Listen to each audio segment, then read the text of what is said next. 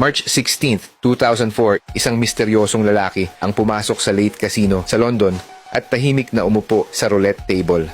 Ilang minuto lang ang lumipas, nagsimula siyang tumaya ng sunod-sunod. Galit na galit, pero palagi sa parehong grupo ng mga numero. Pagkalipas ng ilang segundo, nanalo siya, pero sa halip na magdiwang, nanatili siyang tahimik at inulit lang ang ginagawa niya.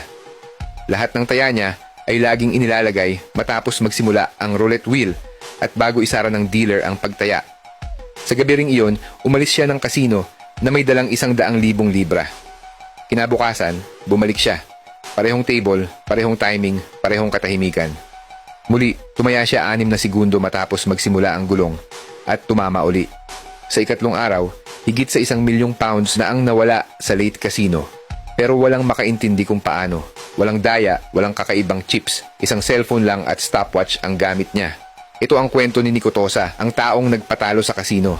Noong summer ng 2003, sa isang tahimik na iskinita sa Croatia, mag-isa si Nico sa isang kainan.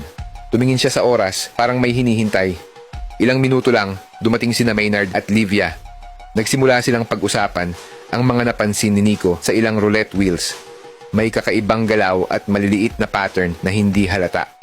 Kinuha niya ang Nokia phone at silver PDA mula sa bag niya at ipinaliwanag na pwedeng i-hack ang roulette gamit ang mga ito.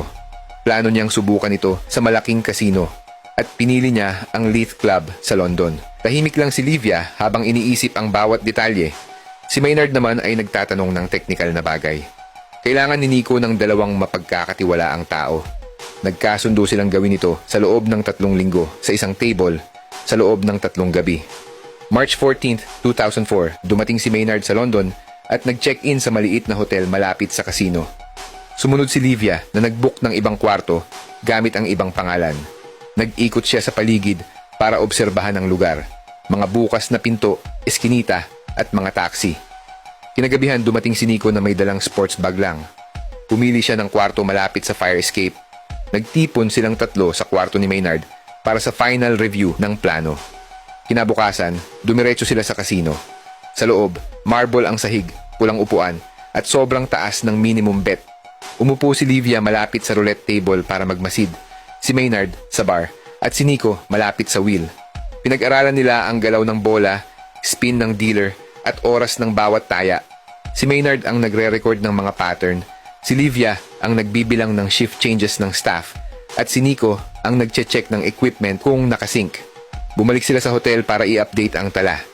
Sino sa staff ang alerto, anong oras ang pinaka-busy, at aling tables ang may signs ng wear and tear. Sinubukan uli ang gadgets nila, cellphone readings at PDA calculators. Inihanda nila ang lahat para sa gabi ng operasyon. March 15, 2004, alas 9 ng umaga, si Maynard ang unang pumasok sa kasino at pumili ng mesa. Sumunod si Livia na nagmasid sa security at umupo malapit sa kanya. Huling pumasok si Nico. Pumwesto malapit sa haligi, sapat para makakita pero hindi halata. Simple lang ang galaw nila. Si Maynard, small bets lang. Si Livia, nakafocus sa kilos ng staff.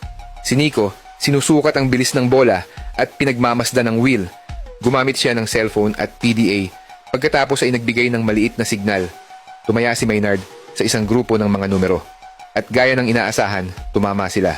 Walang selebrasyon, tahimik lang. Inulit nila ito, random small bets, kasunod ng kalkuladong malaking taya. Panalo sila lagi.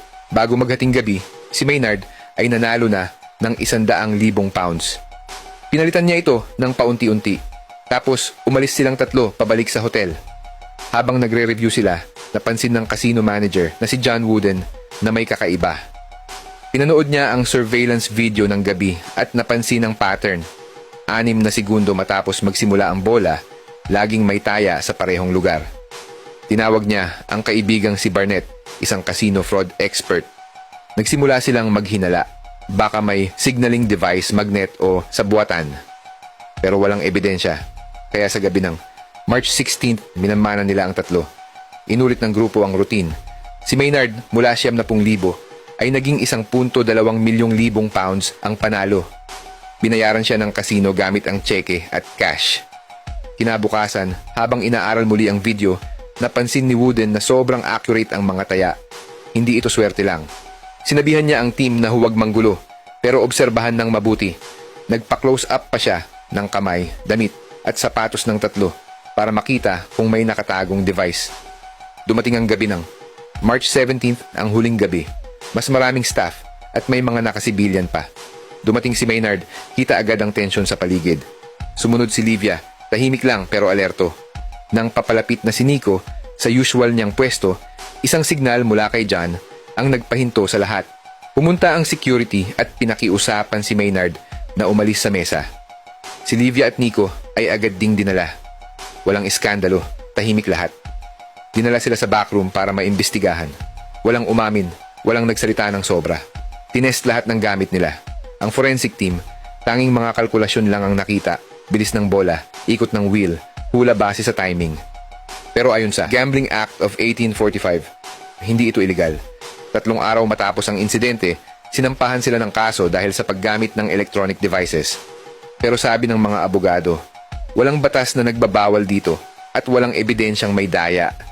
Sang-ayon ng hukom, walang ebidensya ng dayaan o pakikialam sa bola o wheel. Itinago ng kasino ang siyam na ₱100,000 na tseke, pero nang walang makitang ebidensya, ibinaba ang kaso at ibinalik ang tseke.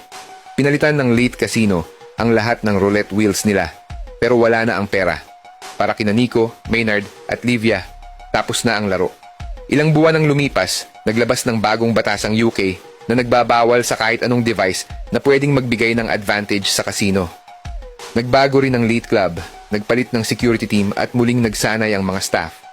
Pati ibang casino ay nagsuri ng kanilang roulette wheels para sa sira o luma. At sa huli, ang tanong ng marami, sa sugal ba laging ang casino ang panalo